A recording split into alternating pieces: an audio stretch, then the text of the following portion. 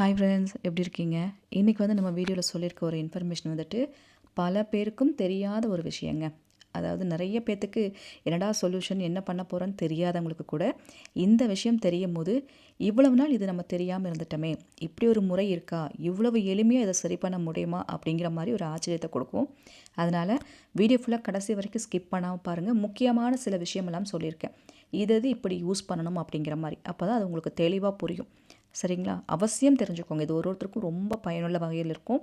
சித்தர்கள் சொல்லி வச்ச முறையில் இது ரொம்ப அபூர்வமான ஒரு முறை. நிறைய பேத்துக்கு தெரியாது. கண்டிப்பாக தெரிஞ்சுக்கோங்க. அதுக்கு முன்னாடிங்க, மரகத நீலவழி சக்கரத்துக்கு இன்றைக்கி ஒரே நாள் தான் டைமிங்கு. இன்றைக்குள்ளே வர பெயர்கள் மட்டும்தான் நம்மளால் எடுக்க முடியும். சரிங்களா? அதே மாதிரி இன்றைக்கி பேமெண்ட் பண்ணுறவங்க நீங்கள் கூகுள் பே பண்ணுங்கள். கூகுள் பே பண்ணால் தான் எனக்கு கொஞ்சம் செக் பண்ணுறதுக்கு கொஞ்சம் ஈஸியாக இருக்கும். ஏன்னா நம்ம நாளைக்கு வந்து பூஜையில் வைக்கிறது, அதனால் எனக்கு கொஞ்சம் சுலபமாக செக் பண்ணுற மாதிரி இருந்துச்சுன்னா கொஞ்சம் ஈஸியாக இருக்கும். அது பார்த்துக்கோங்க.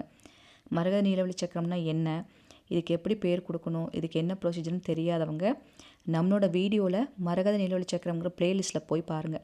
ப்ளேலிஸ்ட்டுன்னு ஒரு ஆப்ஷன் இருக்கும். வீடியோஸு, ஷார்ட்ஸு, ப்ளேலிஸ்ட் இப்படி இருக்கு இல்லைங்களா? அதில் ப்ளேலிஸ்ட்டில் போனீங்கன்னா மரகத நீலவழி சக்கரம்னு ஒன்று இருக்கும், ஒரு ப்ளேலிஸ்ட்டு. அதை ஓப்பன் பண்ணி பார்த்தீங்கன்னா இதை பற்றின வீடியோ லைனாக வரும். பார்ட் 1லேருந்து நம்ம லைனாக வீடியோ போட்டிருக்கோம். அது ஃபுல்லாக இதை பற்றின இன்ஃபர்மேஷன் தான். அதை நீங்கள் பார்த்தீங்கனாலே உங்களுக்கு இதோட பவர் என்னங்கிறது தெளிவாக நீங்கள் புரிஞ்சுக்கலாம். அதே மாதிரி உங்களுக்கு இது வேணும்னா இதை பற்றி இன்ஃபர்மேஷன் தெரிஞ்சுக்கிறதுக்கு இந்த வீடியோவில் வாட்ஸ்அப் நம்பர் இருக்குது. நான் வீடியோலேயே வந்து தெளிவாக சொல்லியிருக்கேன். வாட்ஸ்அப் நம்பர் இந்த வீடியோலே இருக்குது. அதில் வந்து நீங்கள் மரகத நீலவழி சக்கரம்னு மெசேஜ் பண்ணுங்கள். அதை பற்றின இன்ஃபர்மேஷன் நான் உங்களுக்கு ஷேர் பண்ணுவேன். அப்போ நீங்கள் தெரிஞ்சுக்கலான்னு. சில பேர் அது கண்டினியூவாக மெசேஜ் வந்து கேட்குறீங்க, என்ன பண்ணணும்னு. இந்த வீடியோவில் சொல்லியிருக்க மாதிரி நீங்கள் பண்ணாலே போதும். மெசேஜ் நீங்கள் அந்த நம்பருக்கு அனுப்புங்க. உங்களுக்கு இன்ஃபர்மேஷன் நான் ஷேர் பண்ணுவேன். அதை பார்த்து நீங்கள் என்னென்னு வந்து தெரிஞ்சுக்கோங்க. வேணும்னா உங்களுக்கு இன்ஃபர்மேஷன் படிச்சுட்டு உங்களுக்கு ஓகேன்னா நீங்கள் அப்ளை பண்ணிக்கலாம். சரிங்களா? இன்றைக்கி ஒரு நாள் தான் டைமிங் இருக்குது. அதுவும் ஞாபகத்தில் வச்சுக்கோங்க. ஒரு சிஸ்டர் மரகத நீலவழி சக்கரம் அவங்களுக்கு போனதுக்கப்புறம் என்ன நடந்துச்சு அப்படிங்கிறத சொல்லியிருக்காங்க. அவங்க என்ன சொல்கிறாங்கிறத கேட்கலாம். இன்னொன்று வந்துட்டு ஒரு அண்ணா வந்து அப்ளை பண்ணியிருந்தாங்க.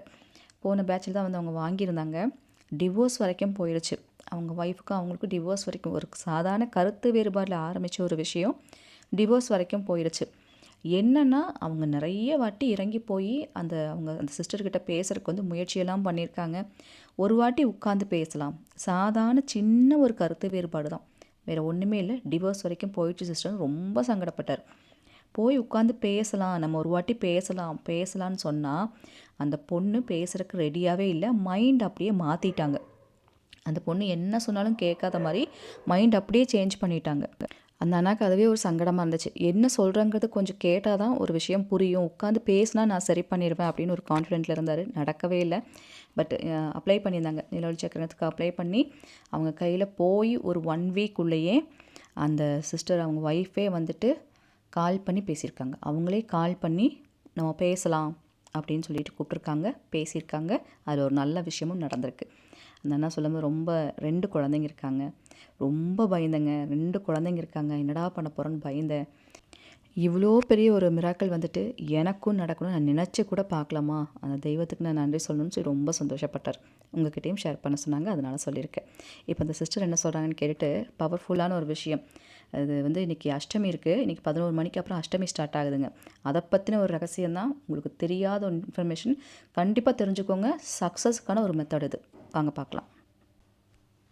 ராஜிக்கா, எப்படி இருக்கீங்க? பிள்ளைங்கள்லாம் நல்லா இருக்காங்களா? அண்ணா நல்லா இருக்காங்களா?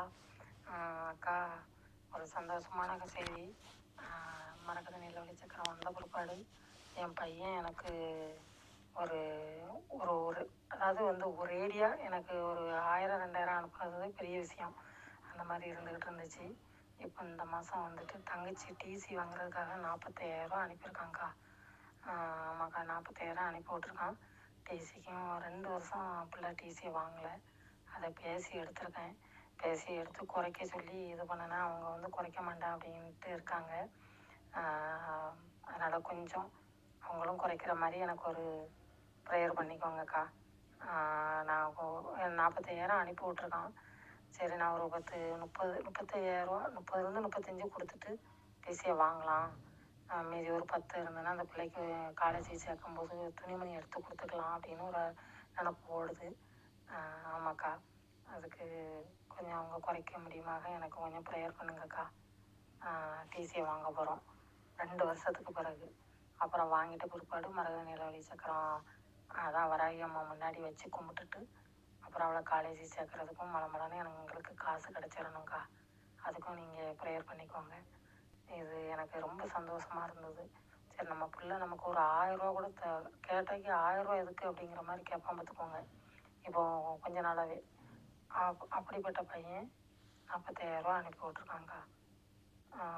இந்த இதே மாதிரி மாதம் மாதம் வந்து சம்பளத்தை வீணடிக்காமல் தாய் தங்கைகள் என்ற பாசத்தில் அவன் தரணுங்க்கா.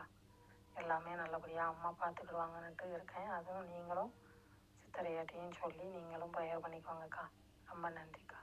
நன்றி சகோதரி. ஒரு தாயாக வந்துட்டு அவங்களோட ஃபீல் வந்து புரியுது.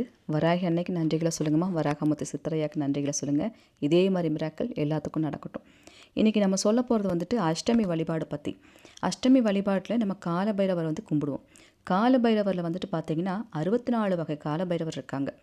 அதாவது 8 காலபைரவர் நமக்கு தெரியும். அது 8 பிரிஞ்சு 64 காலபைரவர் உருவாக்கப்பட்டிருக்காங்க, வந்திருக்காங்க. நிறைய விஷயங்கள் அவங்களுக்கு பின்னாடி இருக்குது. ஆனால் உங்களுக்கு தெரியாத ஒரு விஷயம் இருக்குது தெரியுங்களா? என்னென்னா, நம்ம சேனலுக்கு புதுசாக இருந்தால் மறக்காமல் சப்ஸ்கிரைப் பண்ணி வச்சுக்கோங்க.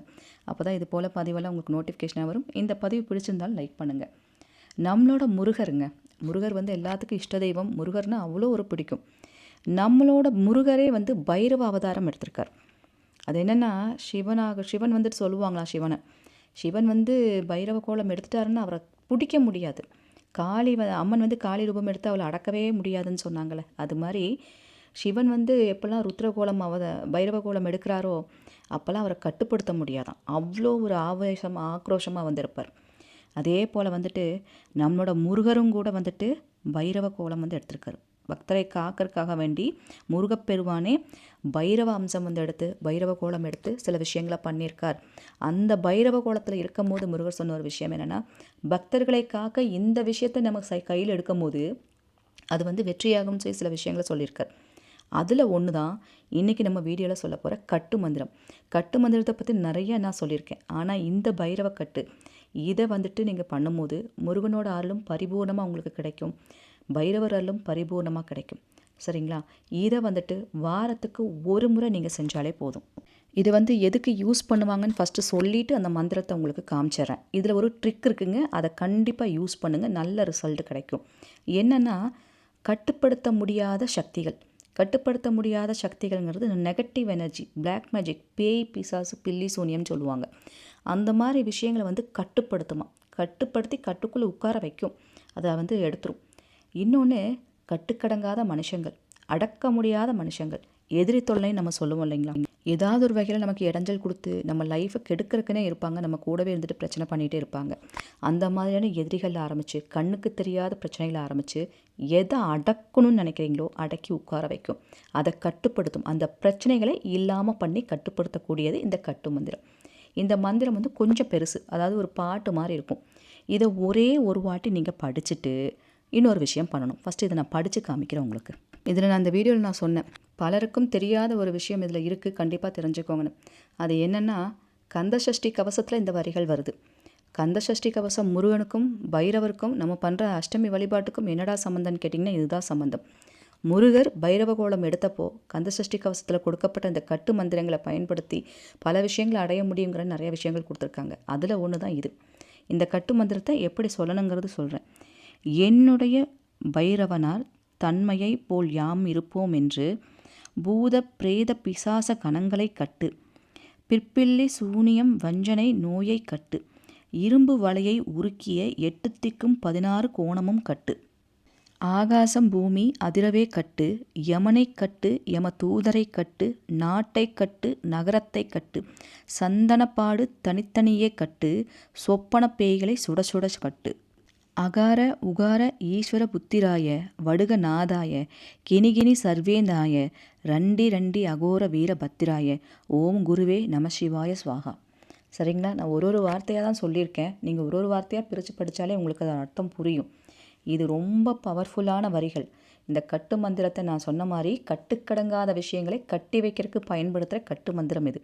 இதை நான் சொன்ன மாதிரி இது வளர்பிறை அஷ்டமி அன்னைக்கு நீங்கள் பயன்படுத்தலாம்.